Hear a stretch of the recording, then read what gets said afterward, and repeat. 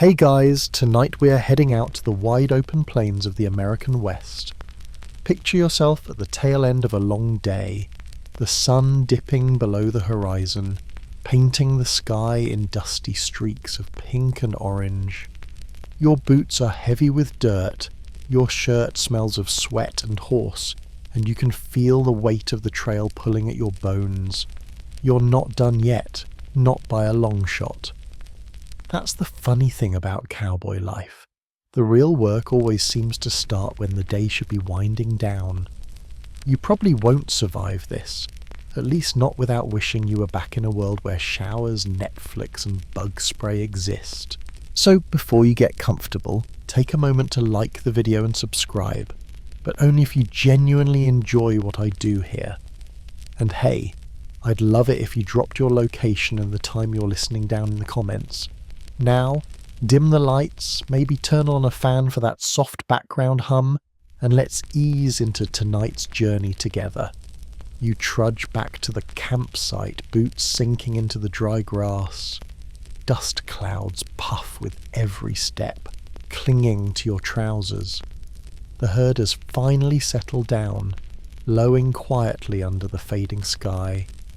Around you the other cowboys are already fanning out, some heading for the creek, others toward the picket line where the horses wait. You give a little sigh knowing there's still plenty to do before you can stretch out in your bedroll. The first thing you notice is the dust. It's everywhere, in your hair, your socks, even your teeth, crunchy enough to make you wonder if you've been chewing gravel. Dust was the cowboy's eternal companion, and the campsites were no exception. You brush yourself off with a few half-hearted slaps, but it's like trying to clean up glitter. It never really goes away. Historians still argue whether cowboys truly minded the constant grit, or if after a while they just accepted it like the soundtrack of the wind. You look around and see the familiar layout, the chuck wagon squatting nearby like a wooden treasure chest of beans and bacon, the campfire ring already piled with kindling and the horses tied in a loose arc so they can graze, while keeping an eye on one another. The smell of rawhide sweat and wood smoke mixes in the air, oddly comforting once you stop noticing how pungent it is. There's an unwritten rule about settling into camp. No one gets to sit around until the chores are done. Sure, you might be aching in every muscle, but if you flop down too soon, you'll earn a sharp look, or maybe even a jab from the trail boss. Cowboys weren't exactly big on HR policies, but peer pressure kept everyone moving. So you pitch in, you pick up fallen branches, adding them to the growing pile. Your stomach rumbles at the thought of supper, but you know that beans don't cook themselves. You hear one of the younger hands humming off-key while shaking out his bedroll, dust pluming like smoke. You smirk, because that's about as close as you'll get to entertainment before the firelight stories begin. The prairie evening is quieter than you expect. Without engines or electric lights, every sound stands out. A horse stamping its hoof, a cricket chirping insistently, the occasional cough from someone still shaking trail dust from their lungs. There's something oddly soothing about the simplicity. Though let's be honest, you'd probably still trade it for a comfy mattress and a cold drink. The chores ahead may not sound glamorous, but they're the glue holding cowboy life together. You'll be brushing down horses, patching saddles, scrubbing laundry, and maybe even picking a tune if you're lucky. And though it feels like endless busy work, it's also the quiet rhythm that keeps the herd moving day after day. And before you know it, the stars will spill across the sky, and you'll finally crawl into your bedroll, dusty, tired, but oddly content. For now, though, you square your shoulders, take in the glow of the fire starting to catch, and prepare for the long evening ahead. You wander toward the fire ring, where a couple of the boys are crouched over a bundle of dry twigs and branches. The air has cooled enough that the promise of heat feels like a small miracle. The trick you soon learn isn't just striking a flame, It's convincing the stubborn thing to stay alive long enough to turn into an honest fire. You squat down, rolling a bit of kindling between your fingers. The bark flakes off easily, leaving your fingertips gritty. Someone mutters, "Don't blow too hard, you'll kill it," as another cowboy leans in to coax a wisp of smoke into something more ambitious.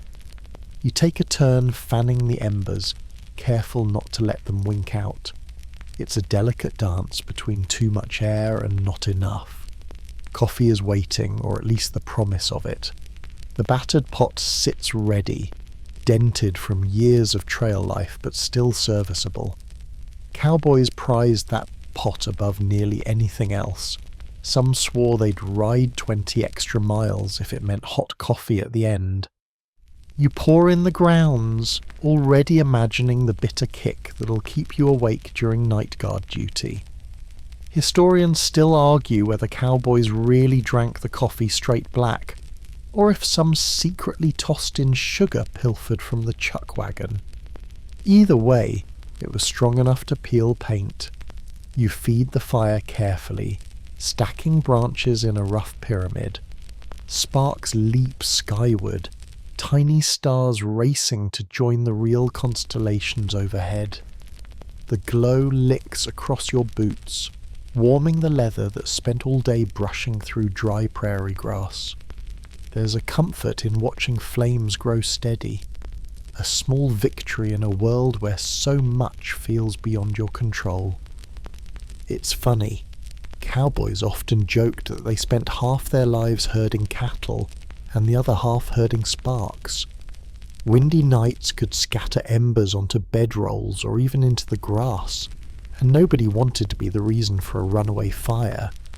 So you keep one cautious eye on the flames, adjusting the logs when they threaten to topple. As the fire finally settles into a steady burn, the camp begins to orbit around it. A couple of riders pull off their boots and wiggle sore toes toward the warmth. Someone rattles a tin cup, ready for that first pour of coffee. Another cowboy mutters about beans, already fishing around in the chuck wagon for the bag that'll become dinner. The smell of smoke clings to everything, your hair, your clothes, even the inside of your mouth. You'll carry it with you tomorrow, and probably the next day too, but out here, smoke is practically a badge of honor. It means warmth, safety, and food. You lean back on your hands, listening to the crackle. Funny thing, no matter how tired you are, you can always find a few extra minutes to stare at firelight. It's hypnotic, a kind of prairie television. A couple of the older hands swap quiet jokes, one about a steer who mooed with a southern accent. You chuckle, even though you've heard it before. It's part of the rhythm, like the fire itself. The pot starts to bubble, releasing that sharp aroma that cuts through even the thickest trail dust. You ladle some into a tin mug, the metal almost too hot to hold. The first sip scalds your tongue, but you don't complain. Out here, nobody waits for coffee to cool. There's a strange peace in this ritual. Maybe it's the knowledge that tomorrow will be just as grueling, and this fire is one of the few constants you can count on. Or maybe it's the way the flames throw shadows across familiar faces, reminding you that you're not out here alone. You glance up at the stars, now sharp against the darkening sky. The fire snaps again, pulling you back down. One more log, one more careful nudge, and you know the flames will last through supper. Then the real round of evening chores begins, but for now you savour the warmth, the bitter coffee, and the sense that just maybe you've carved out a tiny patch of comfort on the endless plains. The fire crackles steadily now, its glow casting long shadows over the camp, and you know it's time to turn your attention to the horses. They've carried you all day across uneven ground, through patches of prickly mesquite and swarms of buzzing flies, and now they deserve a little care. You rise with a stretch, legs stiff from hours in the saddle. and wander toward the picket line where the animals stand tied. Their ears flick lazily, tails swishing at invisible pests in the cooling air. You grab a stiff brush from the chuck wagon, its bristles worn down from months of trail use. As you approach your horse, let's call him Dusty because every cowboy seemed to ride a Dusty sooner or later, he lifts his head and snorts softly. You lay a hand on his neck, feeling the warmth radiating through his hide, and begin working the brush in steady strokes. Dust and dried sweat lift into the evening breeze, and you half joke to yourself that you're releasing a second desert into the air. The grooming isn't just about cleanliness. Cowboys knew a brush-down horse was a healthy horse. Mats in the hair could rub raw spots, and unnoticed burrs could lead to sore legs or worse. You hum under your breath as you work, though you suspect Dusty doesn't exactly appreciate your musical talents. Historians still argue whether cowboys really sang lullabies to their horses, or if that's just the stuff of dime novels, but you decide to try a verse anyway. He twitches an ear, and you pretend he's impressed. Other riders join in, brushes scraping in the quiet, punctuated by an occasional grunt when someone bends too low. You notice one cowboy carefully picking a stone out of his horse's hoof. It's tedious, but it beats waking up tomorrow to a lame mount. The truth is, a cowboy was only as useful as his horse. Lose the animal, and you might as well pack it in. You move to Dusty's mane, combing through the tangles with your fingers before the brush. It's a slow process, the kind of chore that lets your mind drift. The evening air smells faintly of sagebrush, carried by a lazy breeze that cools your sweaty brow. For a moment, you almost forget the miles still waiting tomorrow. Some of the men trade stories as they work.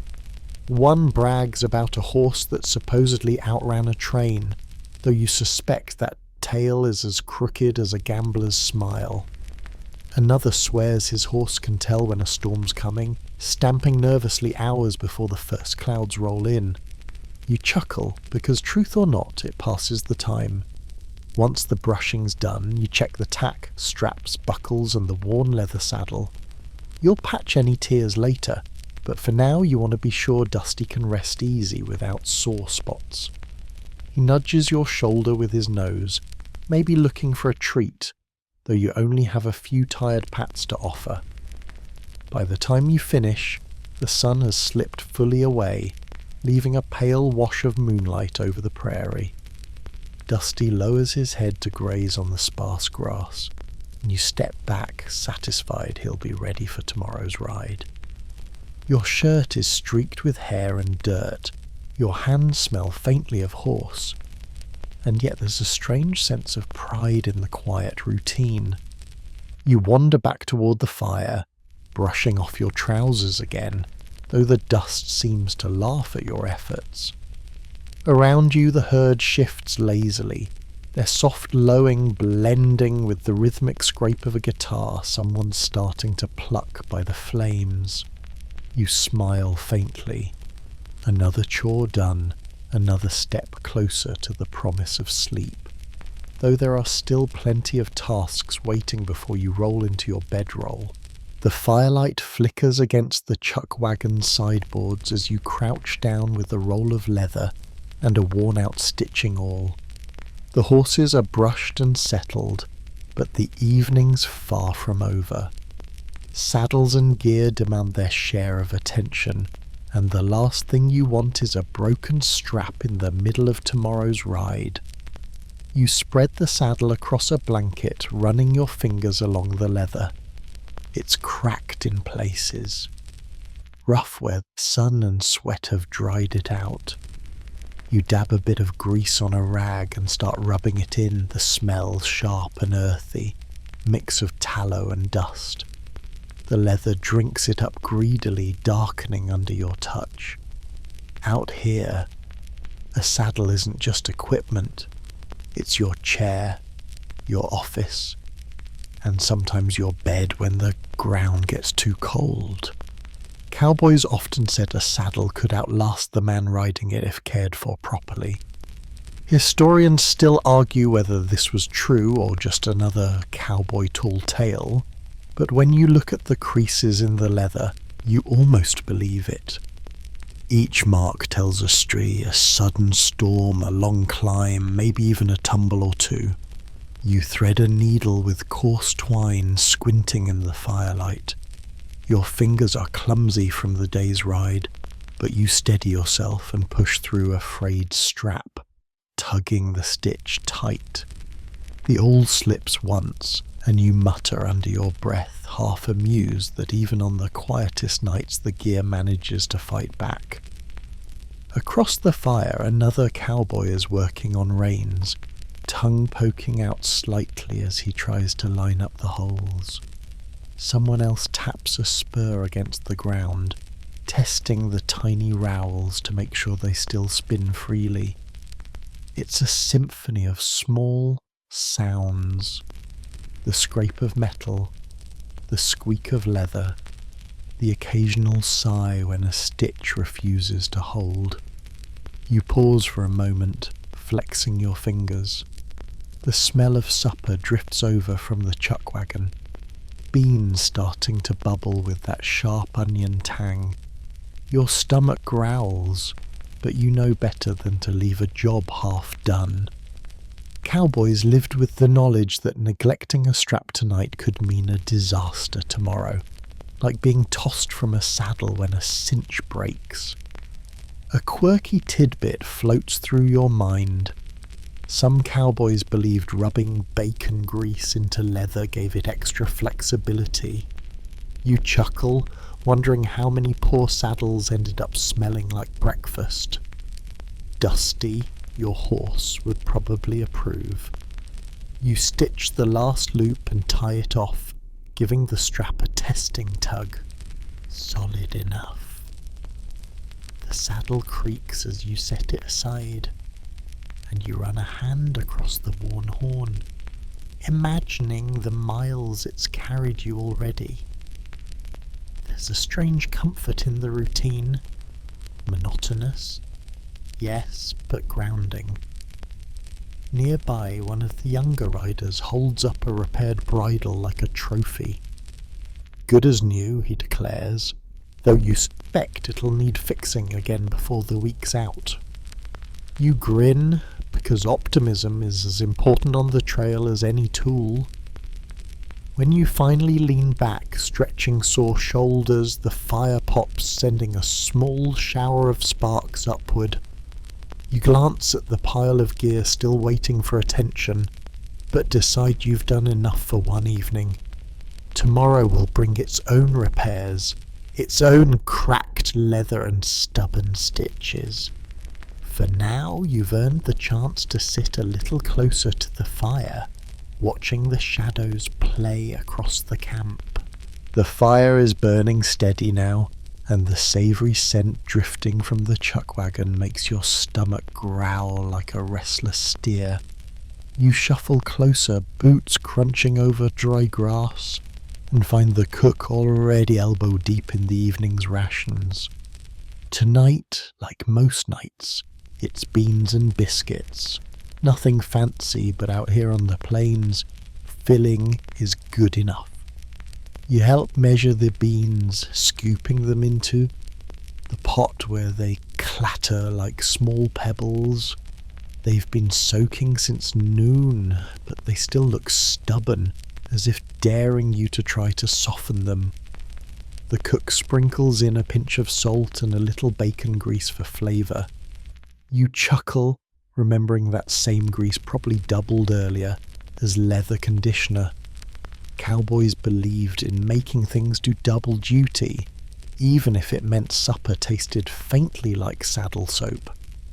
You stir the pot with a long spoon, the liquid swirling and releasing a sharp, earthy aroma. Someone behind you jokes, "Careful, don't burn 'em again," and you grin, because everyone knows beans have only two settings on the trail, rock hard or mush. Historians still argue whether cowboys really loved beans as much as dime novels suggest, or if they just learned to tolerate them.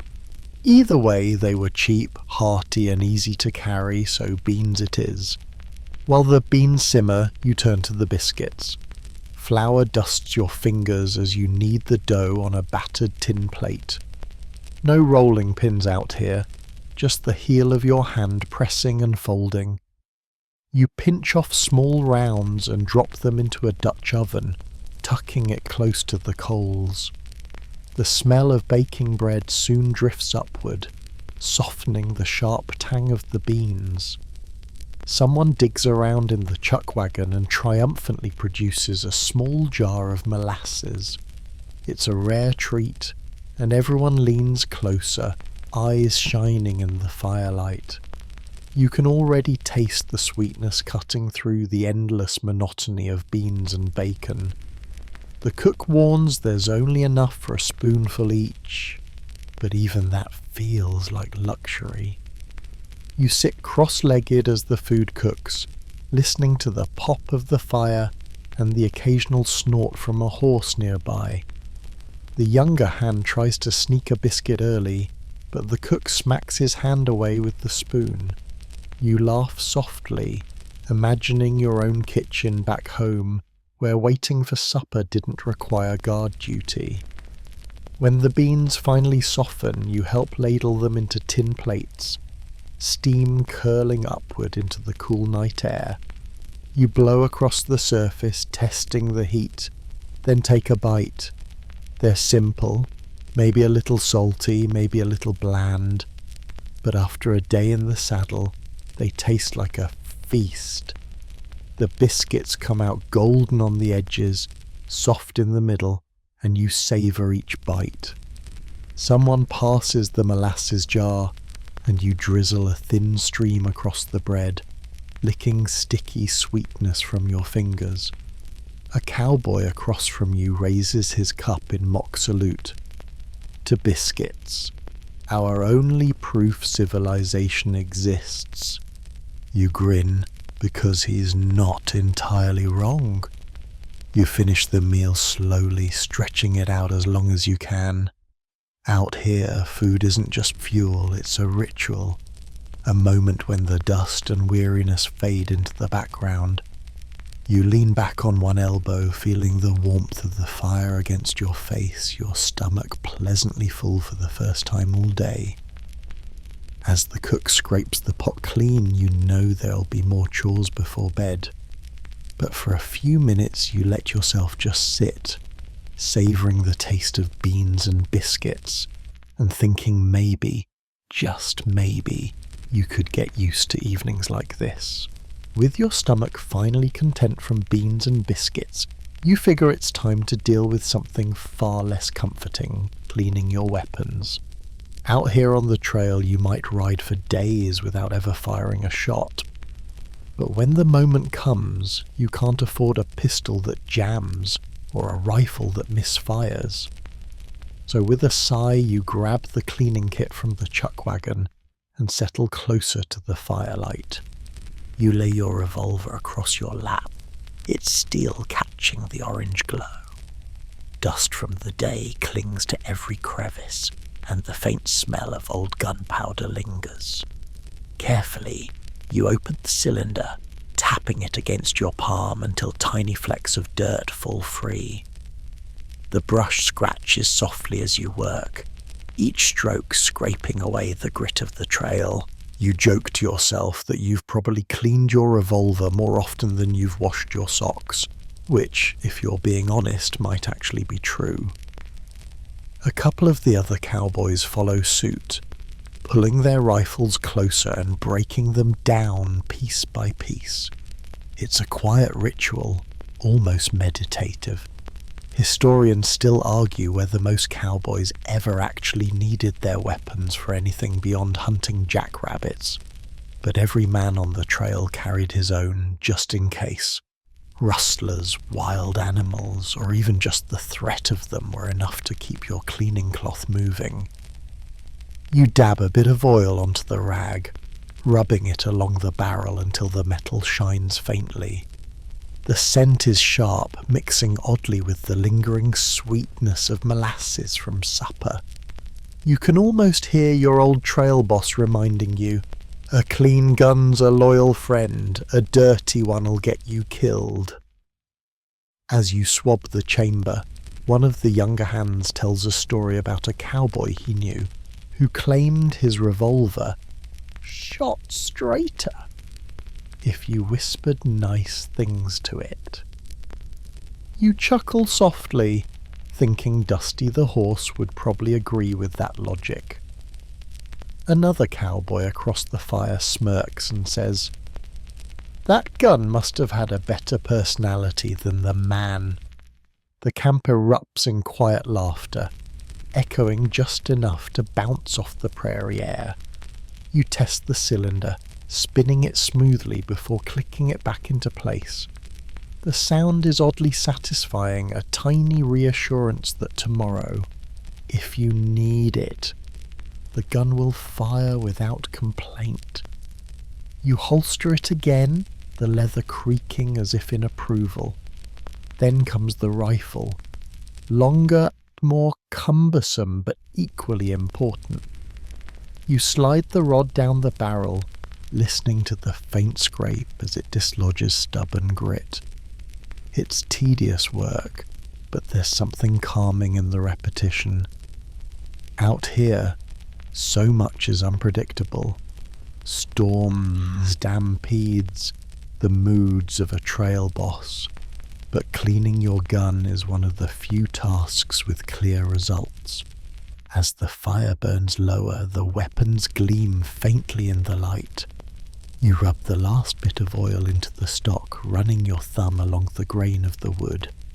For a moment you picture the rifle leaning against a homestead porch instead of a bedroll by the prairie fire. Maybe someday, you think. The last of the chores clink into place as other cowboys snap their weapons shut and tuck them back into their holsters.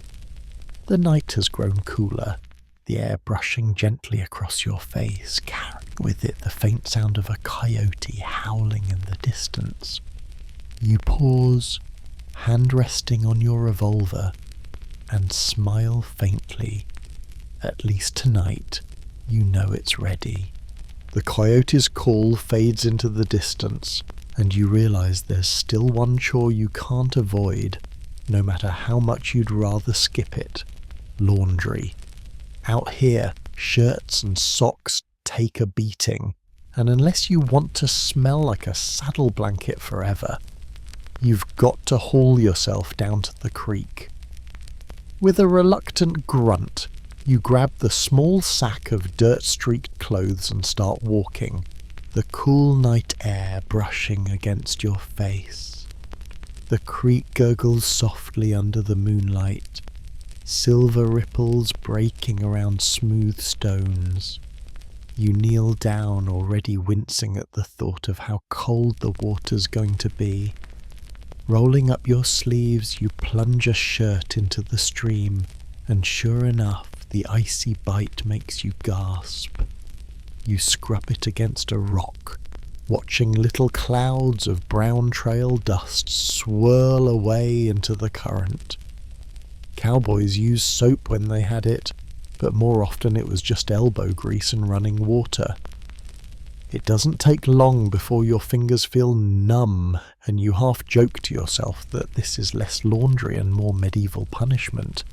You wring the shirt out hard, droplets scattering into the grass. Historians still argue whether most cowboys actually bothered to wash clothes this often, or if the laundry sessions you read about in memoirs were the exceptions. Judging by the stubborn smell still clinging to your shirt, you lean toward the latter. You scrub your socks next, grimacing as you notice the holes. You know you'll be patching them later, but at least for now they'll be clean, or cleanish. The sound of water slapping against stone becomes strangely soothing, and you fall into a rhythm: dunk, scrub, rinse, repeat. You glance around at the prairie night. Crickets chirping, fireflies blinking faintly in the grass, the air scented faintly with sage. You can almost forget your fingers are turning into icicles. Another cowboy joins you, carrying a pile of shirts over one shoulder. He grins, shaking his head. "Never thought I'd end up a washerwoman," he mutters, and you laugh softly. Out here, everyone learns humility. Nobody gets to skip the dirty jobs, even if they'd rather be by the fire with coffee. When you've scrubbed the last piece, you drape the clothes across low branches and rocks, hoping the night air will dry them by morning. Sometimes, of course, they're still damp when you pull them on at sunrise. A miserable experience you've come to know all too well. Still, better damp than stiff with old sweat and trail dust. You stand, flexing your fingers to get the feeling back. The moonlight glints off the wet cloth, turning the shirts into pale ghosts swaying in the breeze. You can't help but chuckle, thinking the sight might spook a greenhorn into believing in prairie spirits. A quirky tidbit you recall. Some travellers swore coyotes avoided camps with laundry flapping in the wind, mistaking it for human figures. Whether true or not, you hope Dusty the horse appreciates the protection. You heft the empty sack and start back toward camp, the fire's glow flickering in the distance. The sound of soft guitar notes drifts across the grass, mingling with the crackle of the flames. You take a deep breath of the cool fresh air, feeling oddly refreshed despite the icy creek water. Another chore done, another piece of trail life checked off the endless evening list. Back at camp, your fingers still tingling from the cold creek water, you notice the glow of a lantern hanging from the chuck wagon. It sways gently in the breeze, casting a circle of warm light over a makeshift writing station. A stubby pencil and a stack of dog-eared paper wait there, and for a moment you hesitate. After all, what's there to write about? Dust, beans, and sore feet. But something nudges you forward. Out here, words are a rare luxury, a tether to the world beyond the trail. You sit on an overturned bucket, the wood creaking under your weight. The paper feels rough beneath your fingers, its edges frayed from being folded too many times. You sharpen the pencil carefully with your pocket knife, watching the shavings curl like thin ribbons. Then you pause, staring at the blank page, as if it's daring you to make the first move. Finally you scrawl, "Dear folks." The letters are uneven, the pencil worn nearly flat, but it'll do. You describe the day in simple strokes. The dust clouds, the stubborn herd, the beans that were more rocks than supper. You try to add a bit of humour, knowing your family would worry less if they cut out at the thought of you chasing a runaway calf or singing off-key to your horse. Historians still argue whether many cowboy letters ever reached their destinations, carried across rough trails and through tiny post offices that sometimes misplaced more mail than they delivered. Still, the act of writing feels important. Even if no one ever reads this, at least the words exist, proof that you are here.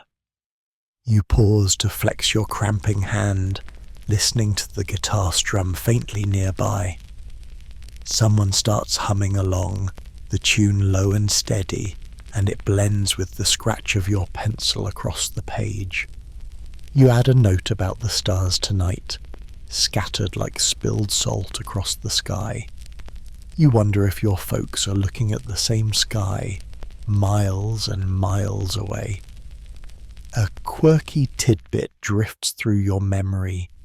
Some cowboys were known to seal their letters with bacon grease if they had no wax, hoping it would protect the paper from moisture. You grin at the thought of some poor mail clerk opening an envelope that smells like breakfast. Maybe your own letter will carry the faint aroma of campfire beans instead. You finish with a clumsy flourish. Yours, always tired but still kicking. Then you fold the paper carefully and tuck it into your saddlebags, where it will wait until you find a town with a post office. Whether it makes the journey or not, the letter has already done its job. It's given you a few quiet minutes to feel less alone under the endless prairie sky.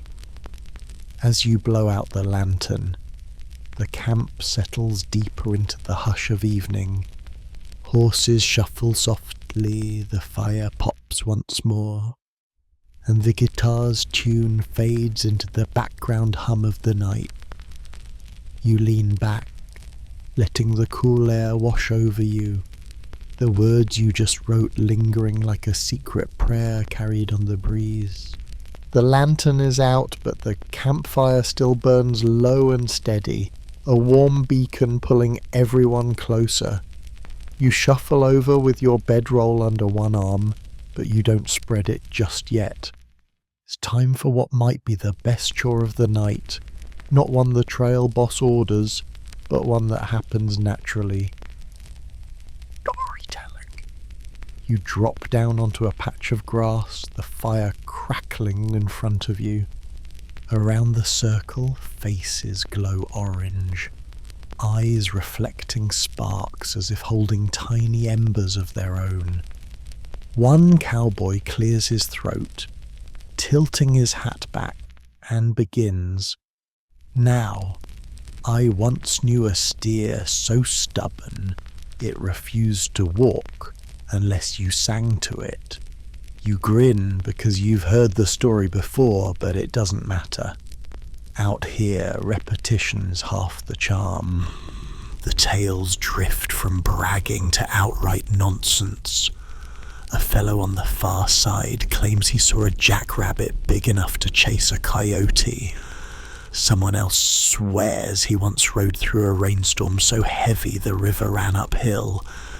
You roll your eyes good-naturedly, sipping the last of your coffee. Historians still argue whether these campfire yarns were meant to entertain, teach lessons, or just keep spirits up. Probably a little of all three. Every so often someone tosses in a joke. "You know why the herd sleeps better than us?" a cowboy asks. "Because they don't have to take turns cooking beans." The group chuckles softly, the sound mingling with the hiss of the fire. You smirk, thinking the cattle might actually agree. The stories move into taller territory. Outlaws, ghosts, and strange lights on the prairie horizon. One man insists he once saw the spirit of a miner walking along a dry riverbed, lantern in hand. Another interrupts, saying, "Nah, you were just seeing Joe over there with his britches on fire." The laughter ripples again, gentle and contagious. You notice Dusty, your horse, lift his head at the sound of a particularly loud laugh. You wonder, half seriously, if he's curious about the stories too. A quirky tidbit you recall? Some travellers claimed horses could sense lies, pricking their ears whenever a story got too wild. You glance at Dusty's ears, one forward, one back, and decide that's probably not scientific proof, but it's fun to imagine. As the night deepens, the voices soften. Tales become slower, words stretching like the shadows. The fire burns lower, and you pull your coat tighter, warmth and weariness mixing together. You catch yourself staring into the flames, your mind drifting, the stories blending into dreams you haven't quite started yet. When the last storyteller's voice fades, silence settles over the circle.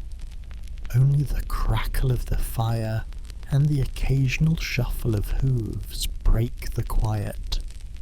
You feel a deep calm, the kind that comes not from solitude but from shared company, knowing that everyone here, despite the dust and blisters, is part of the same long, slow trail.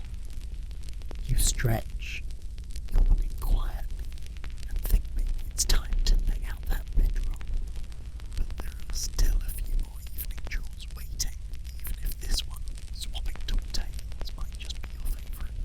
The camp has fallen into a comfortable hush after the last round of tall tales, and the faint strum of a guitar begins to thread through the quiet. You glance toward the fill and spot one of the older hands cradling the instrument on his knee, his fingers picking out a slow, wandering tune. The notes drift upward into the night, mingling with the hiss of the embers and the occasional soft nicker from the horses. You edge a little closer, letting the melody wash over you. Out here, music is more than entertainment. It's a kind of medicine, soothing the aches that beans and biscuits can't fix. Cowboys often carried guitars or harmonicas in their saddlebags, though the instruments looked almost as battered as their owners. Historians still argue whether music on the trail was more common than dime novels claimed, but the evidence of worn-down strings suggests someone was always strumming when the cattle settled. The player hums under his breath, his voice low and gravelly. You smile faintly, tapping your fingers on your knee in time with the rhythm. Couple of cowboys join in quietly, their voices blending into an off-key harmony that somehow makes the tune feel richer. It isn't perfect, maybe not even good, but it's real. The song shifts into something livelier, and one of the younger riders slaps his thigh in rhythm. Play the one about the San Antonio girl, he calls, grinning. The guitarist rolls his eyes good-naturedly and obliges, plucking out the melody while a few of the men chuckle at the lyrics. You smirk, thinking you wouldn't exactly call it a love song, more like a polite argument set to music. As the firelight flickers, the guitar's body gleams faintly, every scratch and dent a reminder of nights just like this. You imagine the instrument has travelled more miles than some people ever will, its wood soaking up campfire smoke and prairie wind along the way. A quirky tidbit comes to mind. Some cowboys swore their guitars sounded better after a dust storm, as if the grit gave the strings a special tone. Whether true or not, tonight's music carries a warmth no storm could dim. You lean back on your bedroll, folding your arms behind your head. The stars seem to shimmer in time with the strumming, and for a moment, the prairie feels less lonely. The tune softens again, notes trailing like whispers on the wind. You close your eyes, letting the vibration settle into your bones, imagining you could drift off right here, music as your blanket. The song ends quietly, the final chord hanging in the air before dissolving into the night. Nobody claps. Out here, applause feels unnecessary. Instead, someone murmurs, "Play another," and the guitarist nods, sliding into a slower tune. The fire pops softly, a counter-rhythm to the gentle melody. You breathe deep, the scent of wood smoke and sage filling your lungs, and think how strange it is that even in a life of endless chores, moments like this can feel almost luxurious. No fine concert hall, no polished instruments, just a beat-up guitar, a circle of tired men, and the wide-open sky. And somehow that's more than enough.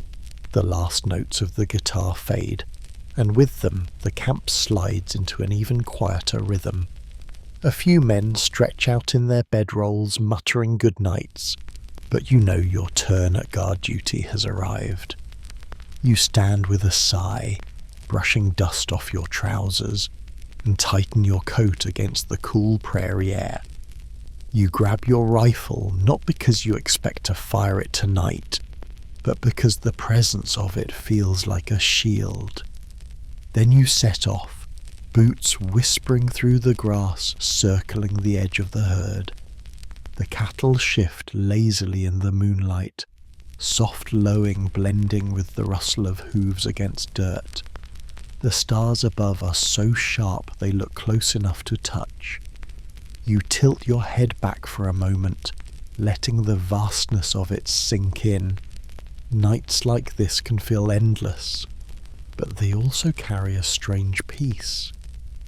Historians still argue whether cowboys actually enjoyed guard duty or merely endured it, but you suspect it was a little of both. The solitude offers time to think, though the thought of dozing off always lingers like a shadow. You pace slowly, ears tuned for anything unusual. A coyote yips faintly in the distance, its call carried by the wind. The cattle twitch their ears but don't stir much. You keep walking, the grass brushing your boots, each step steady and deliberate. You mutter softly under your breath, maybe a half-hearted song, maybe just nonsense syllables, because the sound of your voice helps calm the herd. Some old-timers claimed cattle were less likely to spook if they heard a cowboy's voice drifting across the yik. A quirky tidbit comes to mind. Certain cowboys believed whistling during guard duty invited bad luck, though nobody could agree why. So you hum instead, a low tune barely above a whisper, watching the herd shift like a living sea under the moonlight. Every so often you stop to listen.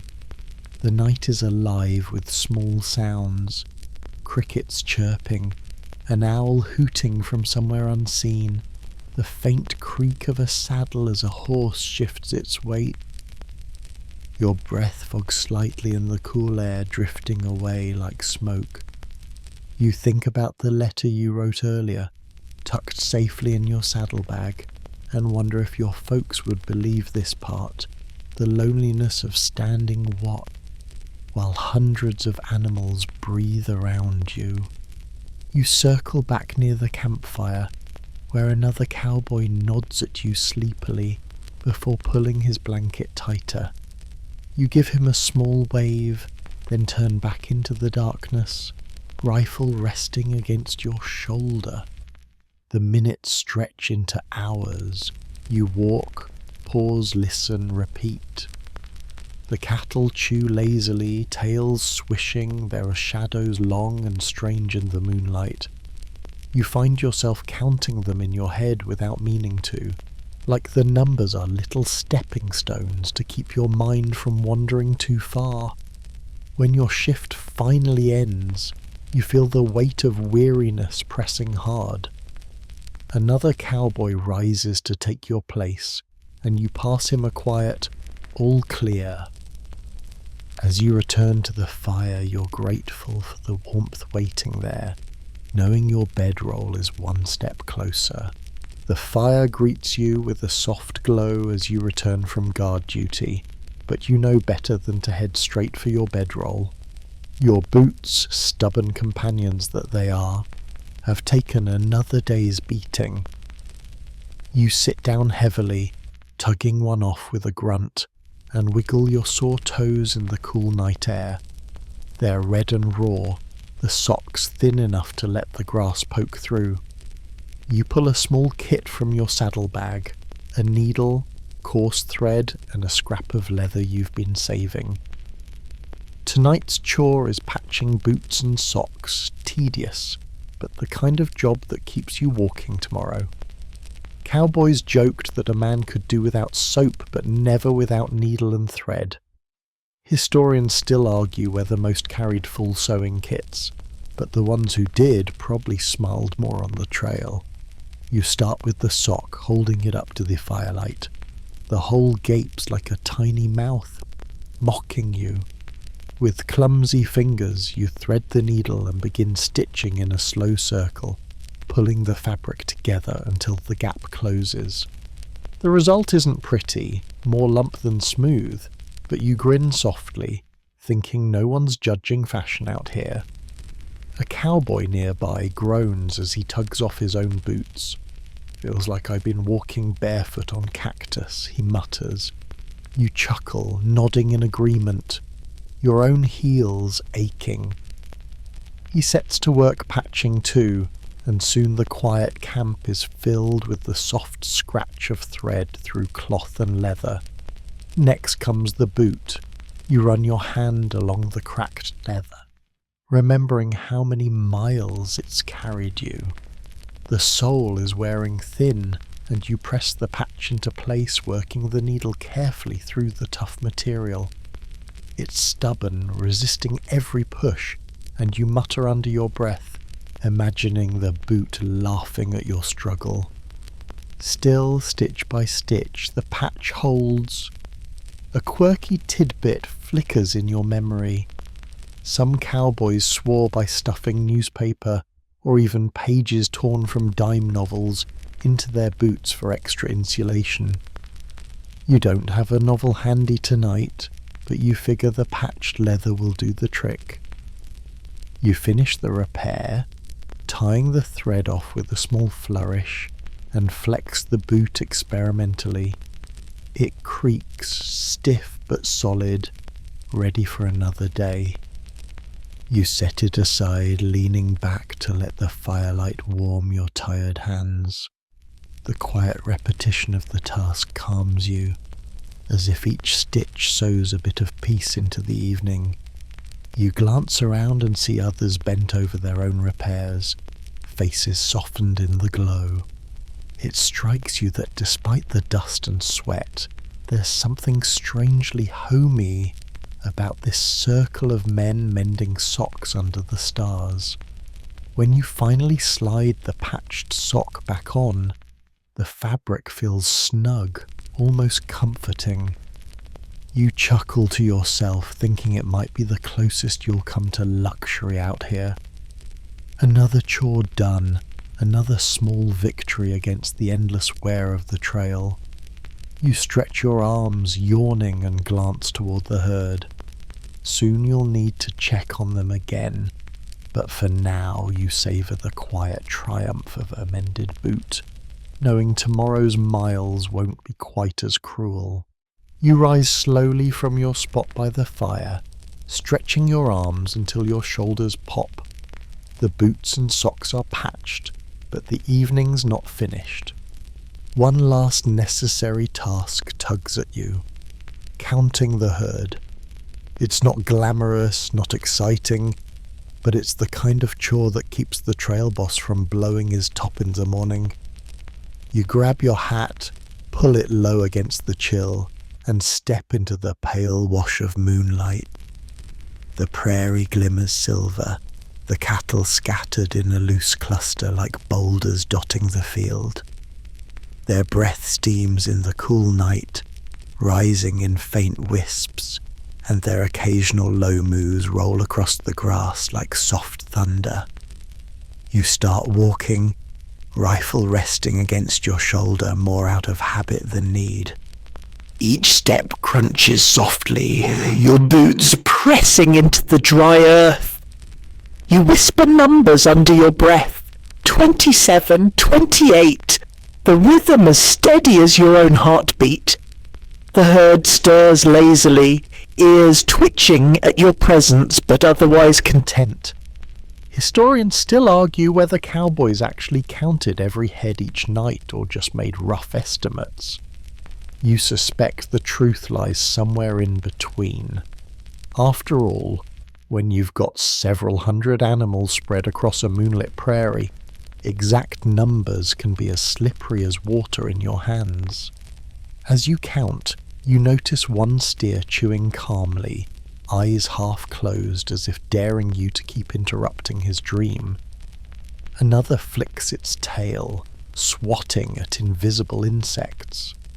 Dusty the horse, tied near the edge of the herd, nickers softly when he spots you. You give him a quick pat on the neck before continuing. You pause when a shadow seems out of place, your heart giving a quick thump. But as you squint, you realize it's just two cattle lying close together, their shapes blending. You laugh softly to yourself, muttering, "You almost had me there." Out here, imagination plays tricks as easily as the prairie wind. A quirky tidbit comes to mind. Some cowboys claimed counting cattle was better than counting sheep for falling asleep, though ironically, you can't afford to drift off while doing it. You smirk at the thought, adjusting your stride to keep your voice steady as you resume the tally. By the time you circle back toward camp, your count feels solid enough, though you can't help wondering if you missed a few. You decide not to overthink it. Tomorrow's daylight will confirm whether the numbers add up. For now, the herd seems calm, bellies full, and that's what really matters. You give the fire a glance as you approach. It's burned low, embers glowing like tiny rubies in the ash. A few cowboys already lie bundled in their bedrolls, hats pulled low over their faces. You feel the weariness settle deeper in your bones, but there's one last piece of business before you can finally collapse. Planning tomorrow. You ease down onto your bedroll, pulling your coat tighter against the chill. But instead of lying back, you fish a folded scrap of paper from your saddlebag. It's the map, creased, smudged, and barely holding together after weeks of handling. You spread it across your knees, the fire's faint glow just enough to make out the lines. Tomorrow's trail needs planning, whether you feel like it or not. Your finger traces the path ahead. The next water stop looks a good 20 miles away. You let out a low whistle, shaking your head. Long day coming, you mutter.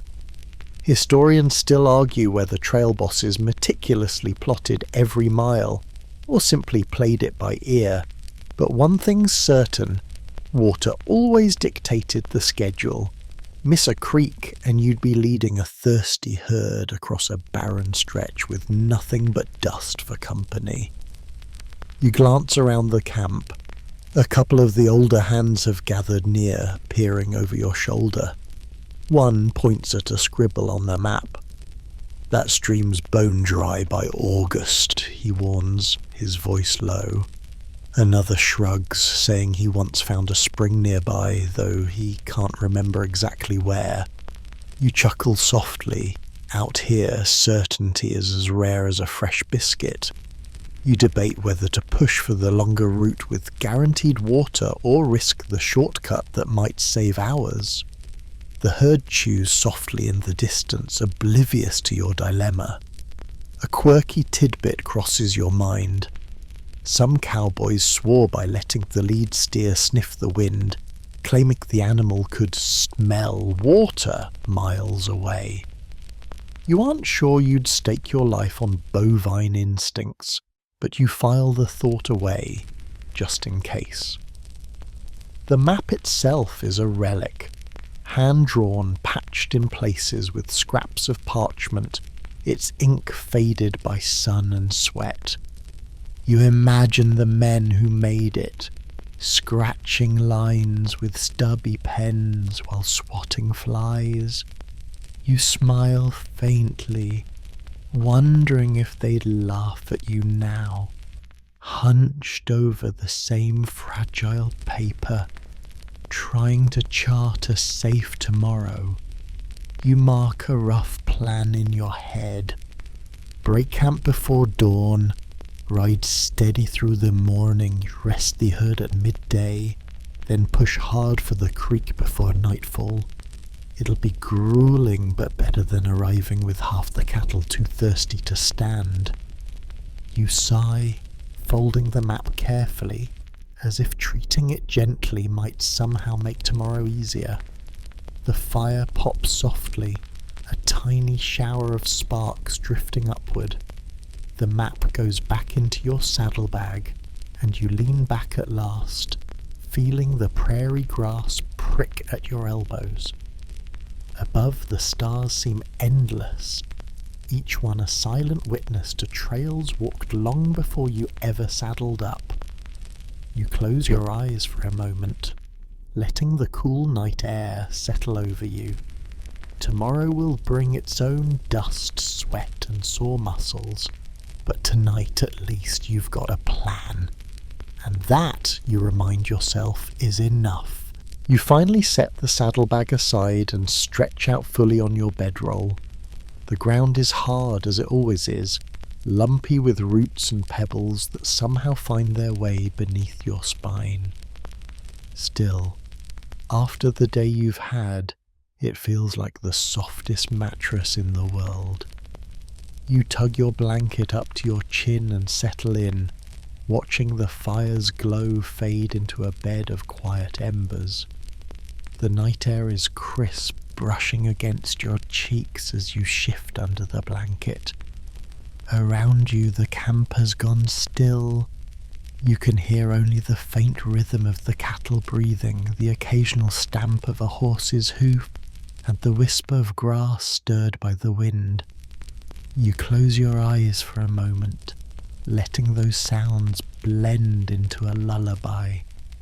Historians still argue whether cowboys really slept as soundly as the stories claim, or if the constant threat of stampedes, rustlers, and coyotes kept them half awake. You suspect the truth lies in the middle. You sleep when you can, because tomorrow doesn't wait for anyone. You shift again, finding a spot where the blanket covers your shoulders. The memory of the day's chores drifts through your mind.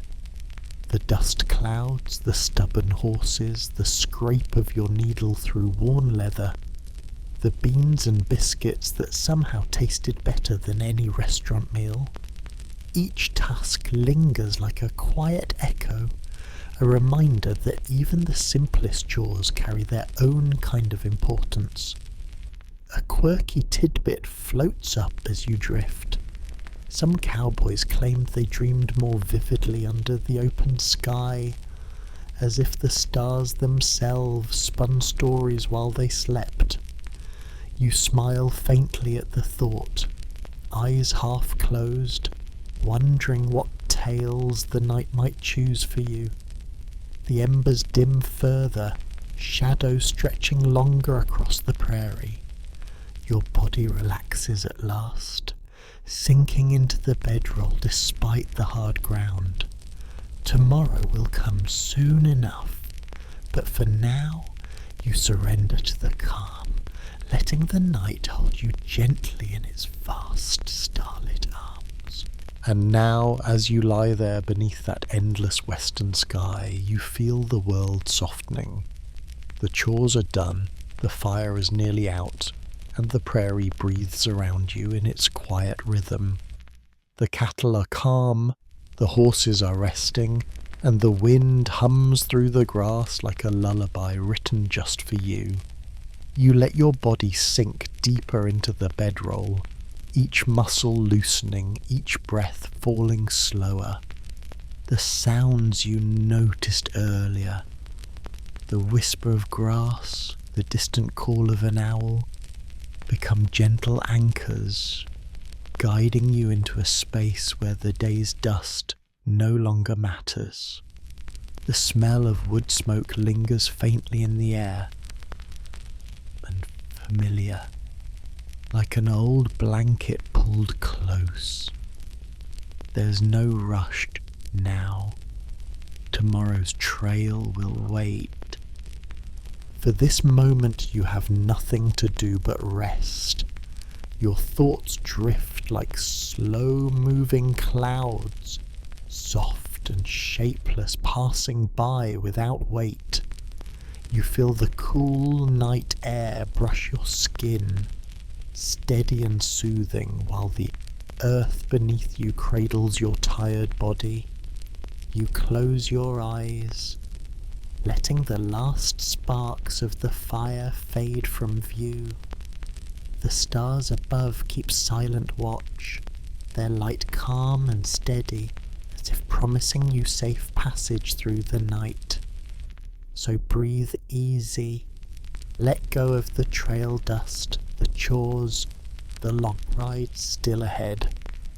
You've earned this peace, and as the prairie settles into silence, you do too, slipping gently into the quiet rest you have been chasing all day.